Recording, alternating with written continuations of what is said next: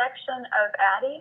And I want to talk about learning objectives for a second. And I know that you guys are all experienced in writing learning objectives, but I think it's really important to think about them when you're creating an online class for a few reasons. First of all, let me just say that learning objectives for an online class shouldn't be any different than a face-to-face class, but I think it's important to think about them a little bit more because e-learning is still seen by a lot of administrators, review boards, policymakers as kind of suspect. Still, some people still have a bad attitude towards e-learning, and I think that good learning objectives really lend credence to the field. And one thing that you definitely want to think about when you're writing learning objectives is making them measurable.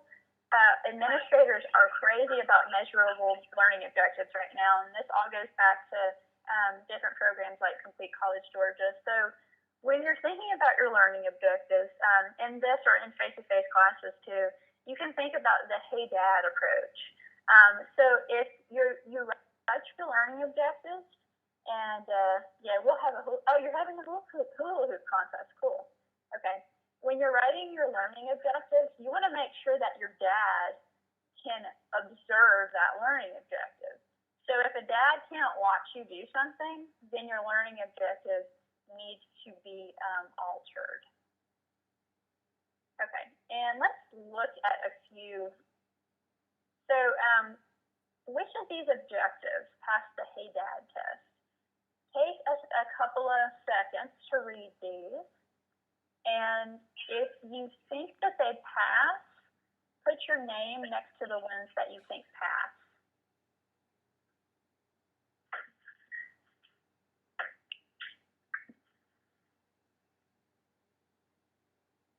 Or you don't have to put your name if you don't want to do that. You can put an X or something like that next to the ones that you think pass. Indicate in some way. Yes, pass for observable. So can a dad observe the objective?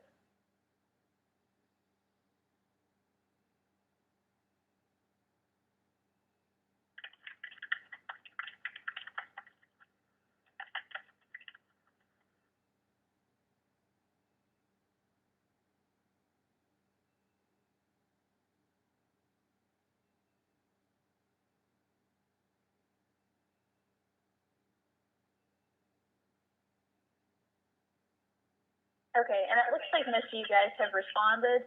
So, sorry, my phone's ringing. Let me hang up on the person that's calling. Okay, no, they're not calling anymore. So the first and the last objective, yes, those are definitely the observable ones. And as Joan has pointed out, understand and think are not observable, and they definitely do need a task to observe. I think in the online environment, sometimes it's really tempting just to focus on delivering content rather than facilitating skill building. And if you make sure that your learning objectives are observable, I think that's going to prime you to think more about skill building rather than plopping stuff up online just for students to passively view.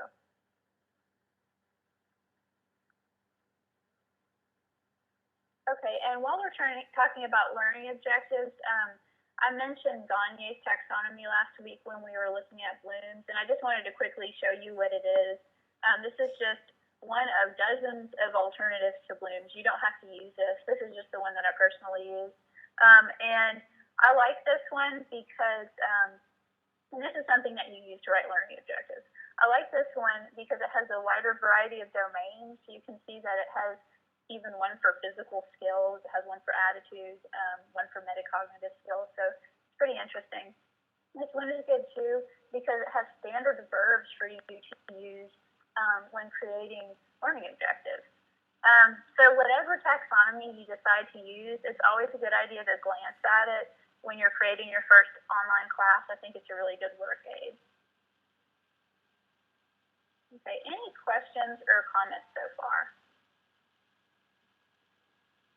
Give me a Y or an N if you have any.